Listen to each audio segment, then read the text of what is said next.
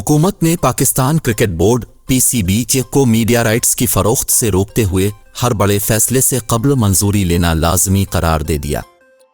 हुकूमत की जानिब से पाकिस्तान क्रिकेट बोर्ड को सिर्फ रोजमर्रा के काम करने की हिदायत की गई है।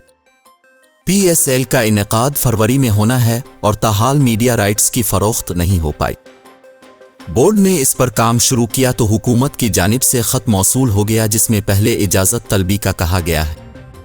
ज़राए के मुताबिक ज़का अशरफ ने इस मामले पर निगरान वज़ीर आज़म अनवार उल हक काकड़ से मुलाकात की खातिर अपना दौरा ऑस्ट्रेलिया मुअख्खर कर दिया है। ज़राए के मुताबिक PSL के मीडिया राइट्स फ़रोख्त किए जाने हैं। इस फ़रोख्त में जितनी देर होगी उसकी कीमत इतनी ही कम होती जाएगी। हुकूमत को असल एतराज़ तवील अलमुद्दती मुआहदों पर है। PCB को याद दहानी करा गई है कि वो इंतहाई ज़रूरी मुख्तसर अलमयाद कंट्रैक्ट करे जिसका उसे इख्तियार हासिल है। अब इस हवाले से हुकूमत को तमाम तरीक़ाकार से आगाह करते हुए इजाज़त तलब की जाएगी। याद रहे कि ब्रॉडकास्ट समेत PSL 9 और 10 यानी 2 साल के लिए टेंडर्स पर काम रोक दिया गया है।